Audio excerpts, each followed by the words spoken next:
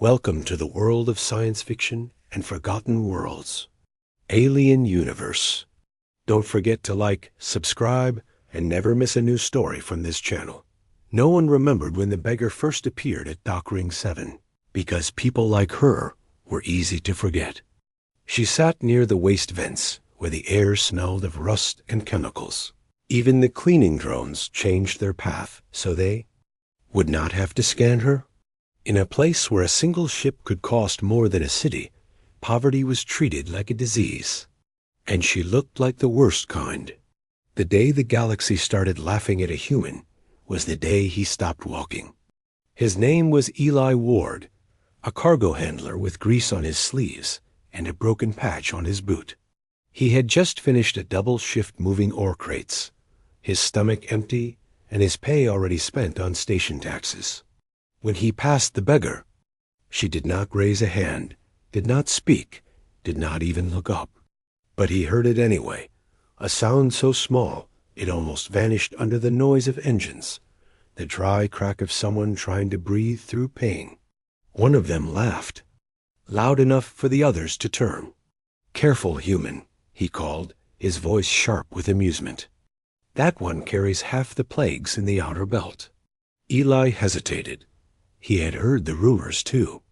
Beggars on stations were often bait for thieves, or worse, biohazards that could shut down entire docks.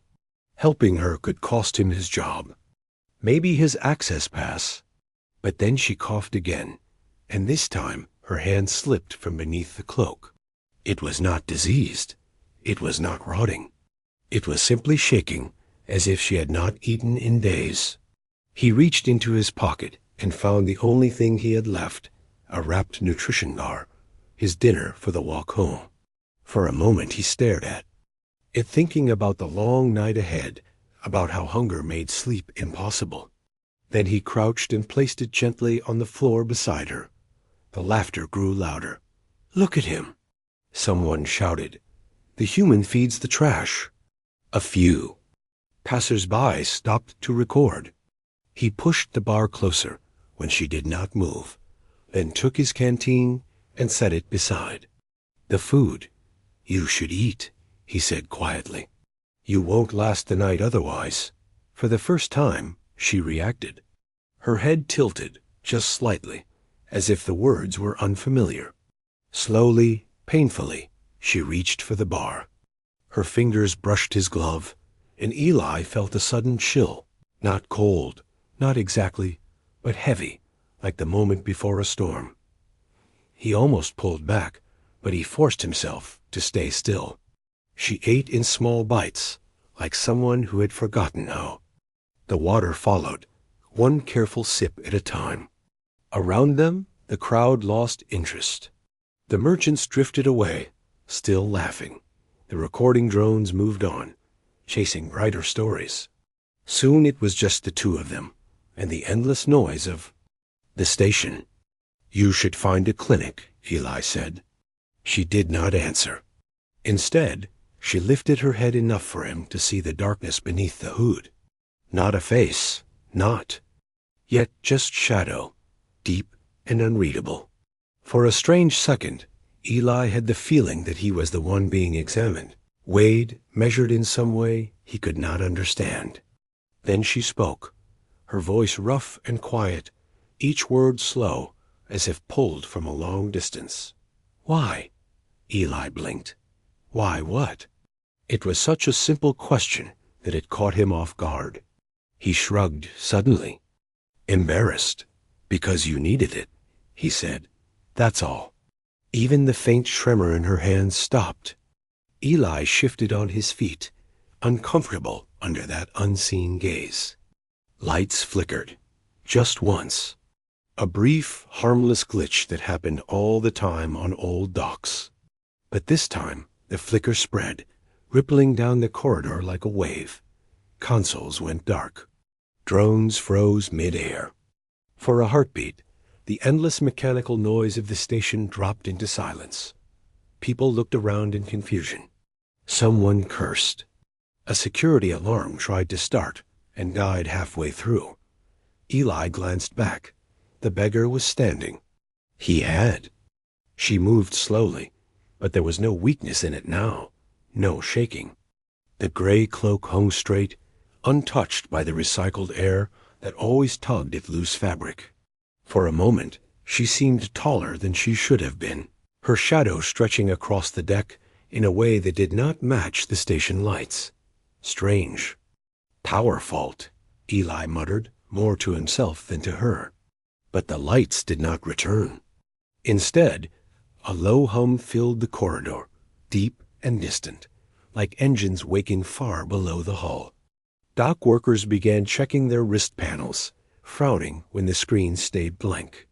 A cargo loader tried to restart and failed, its systems completely unresponsive. Eli felt that heavy, storm-like pressure again, stronger now, pressing against his chest. Behind him, the beggar took a step forward. "Human," she said, her voice no longer weak, no longer broken. "You have given food when you had none, water when you are thirsty, kindness when others offered contempt." Eli turned slowly, his confusion growing. The air around her seemed to bend, just slightly, like heat rising from metal. "That action," she continued, "has been recorded." "Recorded?" Eli repeated, not understanding. Far above the dock ring, something moved. A shadow passed over the observation windows, massive enough to block the distant stars. One shadow became two, then three. Shapes of ships, enormous and silent, sliding into position around the station. People began to shout. Emergency lights tried to activate and failed. The station, once loud and alive, now felt small and fragile, under the weight of whatever had just arrived. Eli looked back at the beggar, his heart starting to race. She reached up, her hands grasping the edge of the gray hood. And the galaxy, which had laughed only minutes before, was about to stop forever. The hood did not fall immediately. Eli could hear his own heartbeat, loud in his ears, while people behind him began to panic. Some tried to run toward the lifts, but the doors would not open. Others shouted into dead-cum units, calling for security that did not answer. Outside the viewing glass, the ships were no longer shadows. They were war vessels, black and silver, their hulls covered. In symbols Eli did not recognize, but somehow felt were ancient. They had not fired a single shot, yet the station systems were completely silent, as if something far more powerful than weapons had taken control. The beggar lowered her hood. Eli expected sickness or scars or something broken by hunger. Instead, he saw a face that did not belong to any species registered on the station. Her skin held a faint inner glow, like distant starlight beneath clear water. Thin lines of light moved across her temples and down her neck, forming patterns that shifted too slowly to notice unless you stared. Her eyes were the most unsettling part, deep and bright, reflecting not the corridor, but something vast, like a sky full of moving constellations.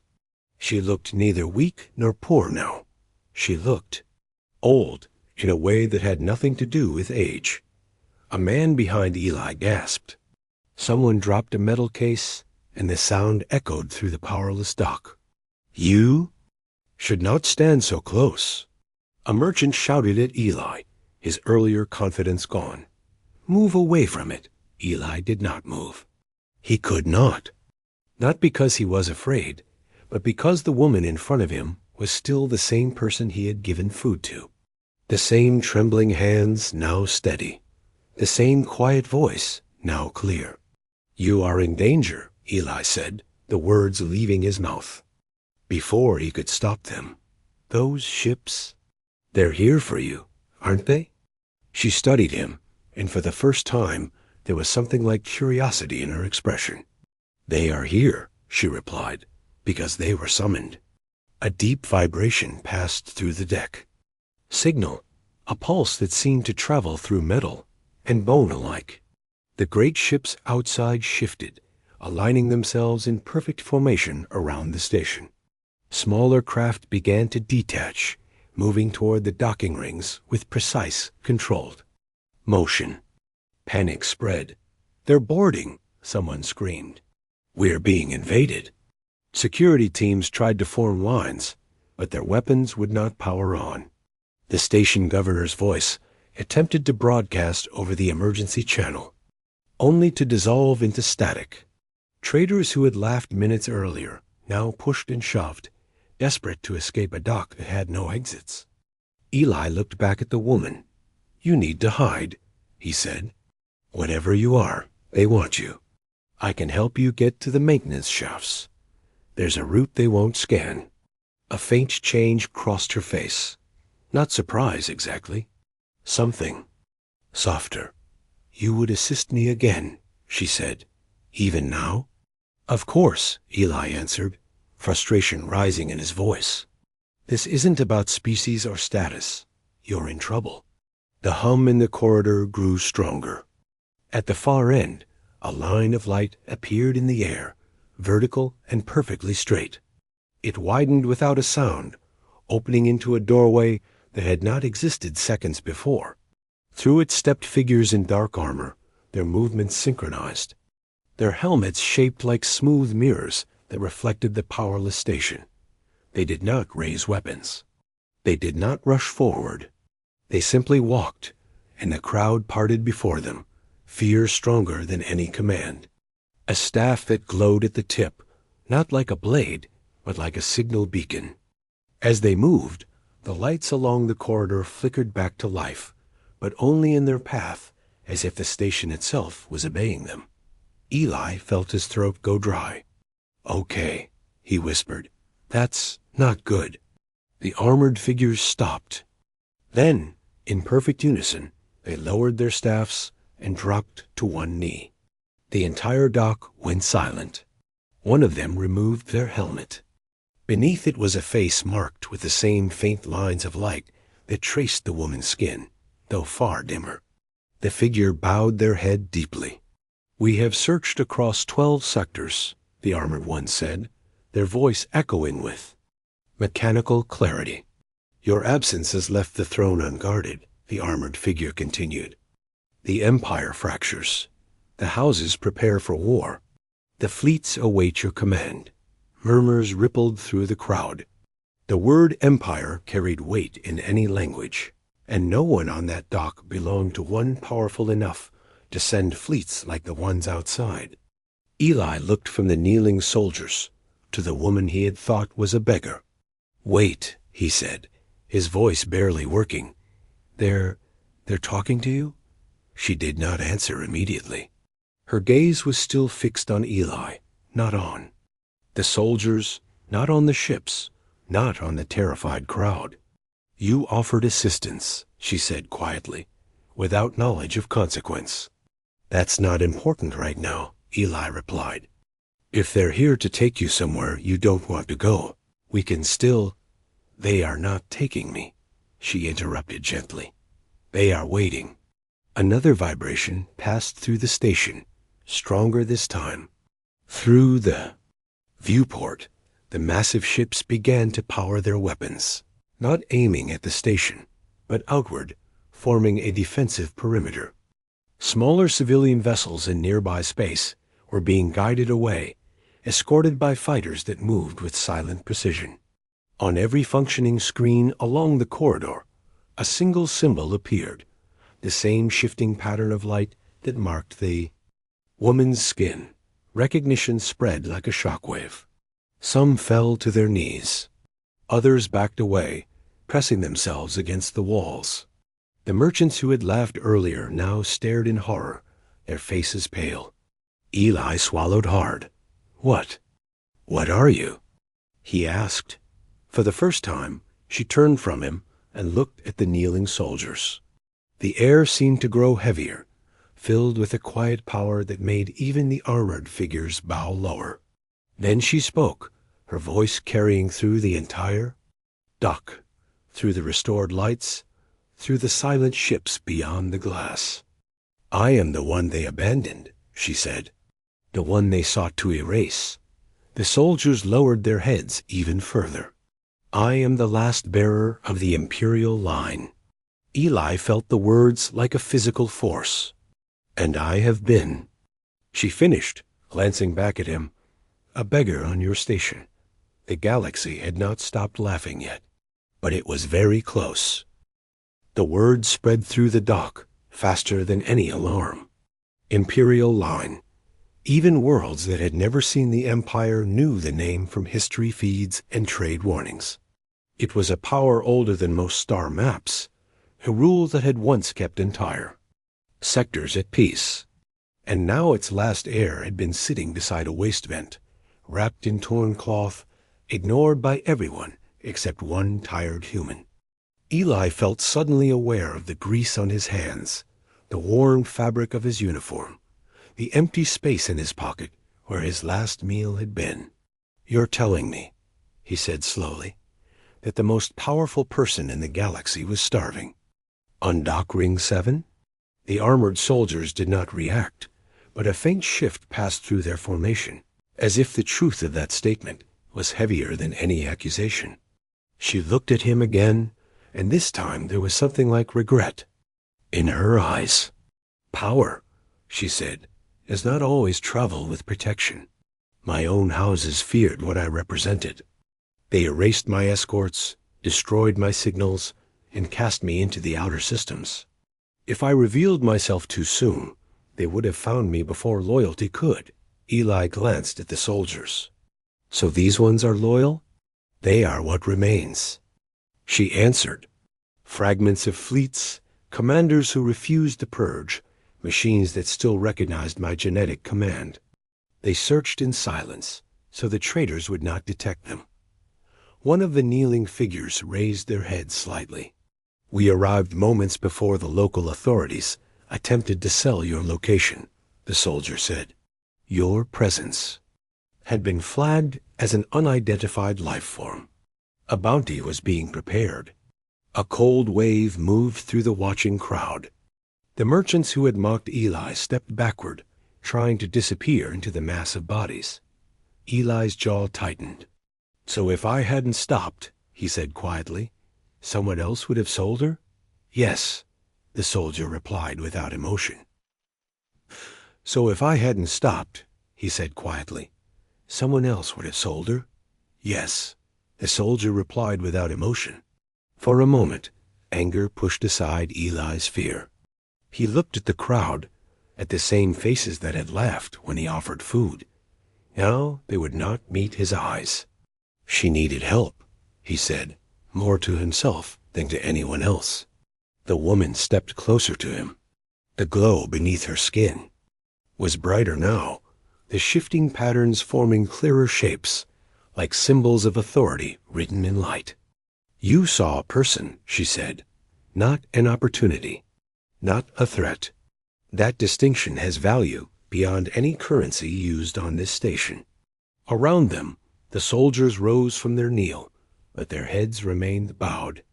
The corridor lights stabilized, no longer flickering, and the station systems began to come back online, though every screen still carried the Imperial symbol.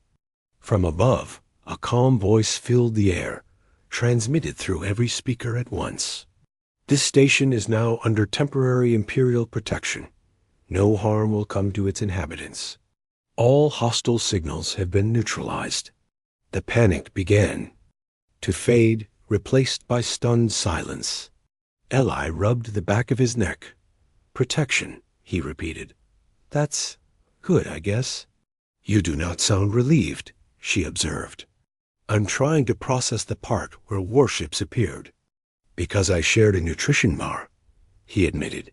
For the first time, a faint smile touched her face, small but real.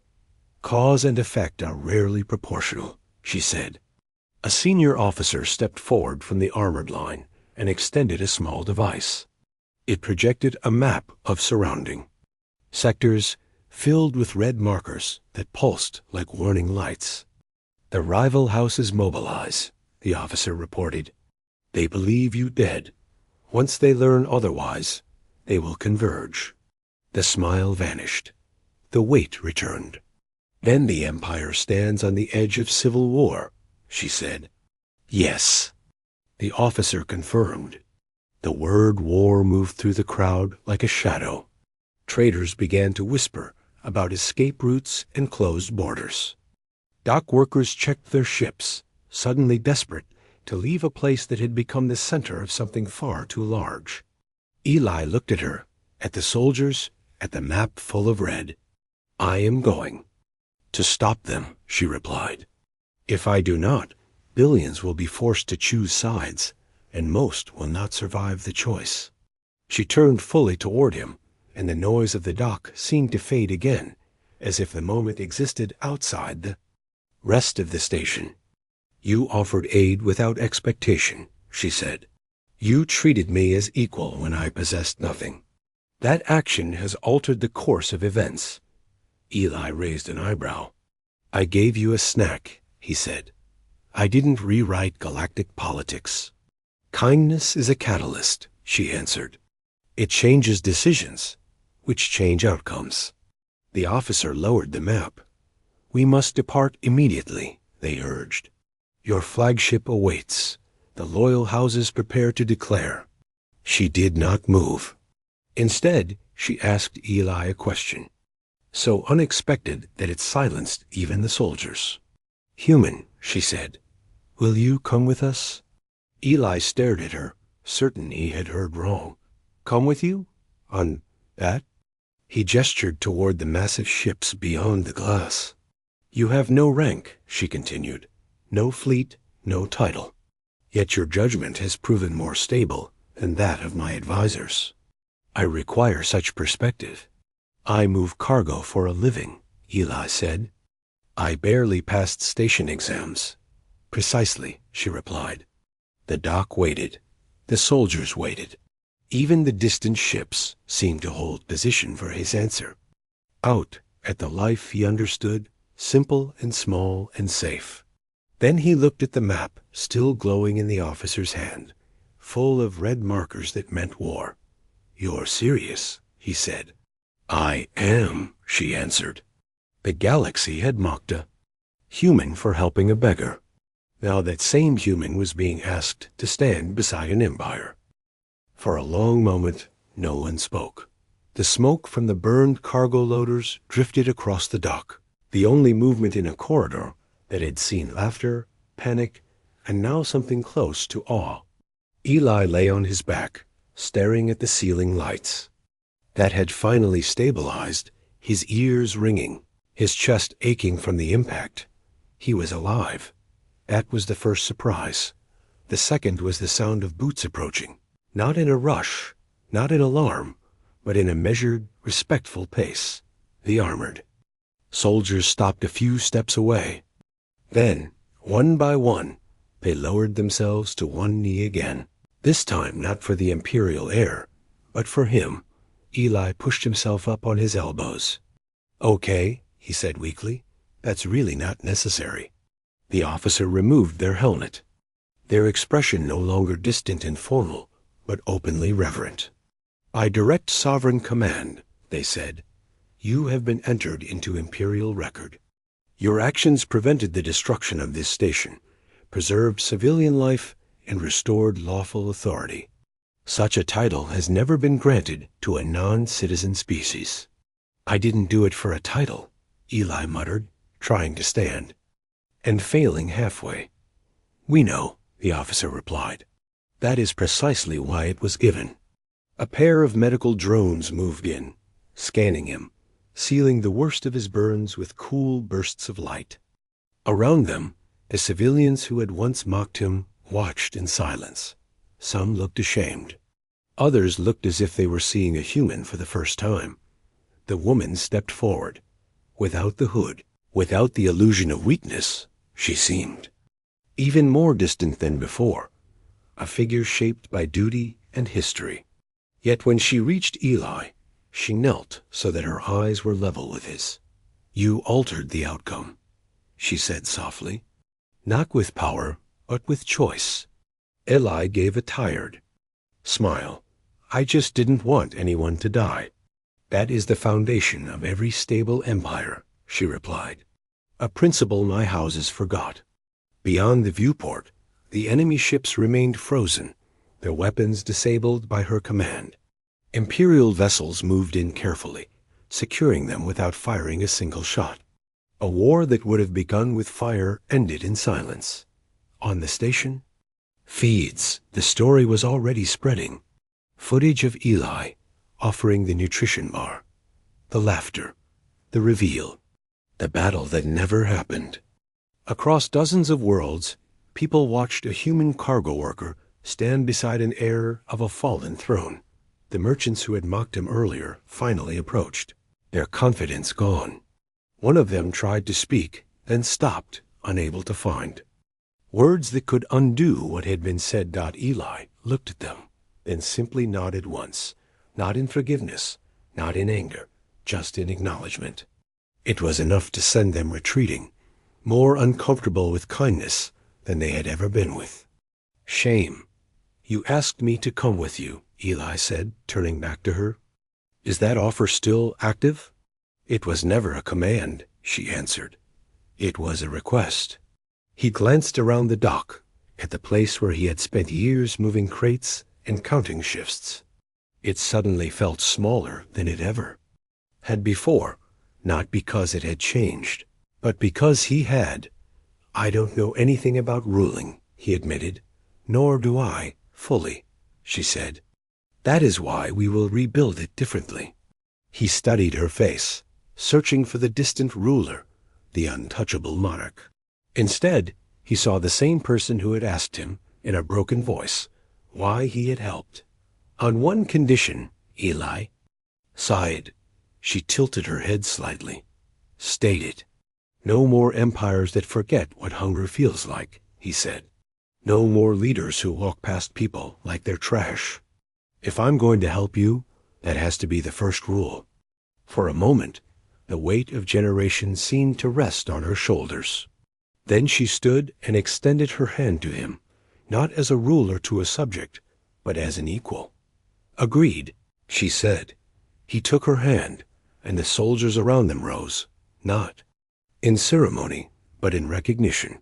Hours later, as Eli was escorted toward a waiting shuttle, the station had returned to normal operations. Traders argued over prices. Dock crews repaired damaged panels. Life continued, as it always did. But the looks he received were different now, filled with something between respect and disbelief. At the airlock, he paused and looked back one. Last time at Dock Ring 7. That's where it happened, he said quietly. Where the galaxy laughed. And where it learned, she replied. The shuttle doors closed, carrying them toward the flagship that waited among the stars. Across the system, a new transmission replaced the old imperial symbol. It carried two signatures, one ancient and radiant, the other newly recorded and unmistakably human. Imperial Charter Revision 1. Authority exists to protect, not to rule. On worlds that had never known peace, weapons were lowered. On stations that had never noticed the poor, aid programs were opened. Not because fleets demanded it, but because a story had spread faster than fear. A human had fed a beggar. The beggar had been an empress, and the empire that rose from that moment was built not on conquest, but on a simple, stubborn idea that refused to die no matter how vast the galaxy became. Kindness is power. The galaxy never laughed at that dock again.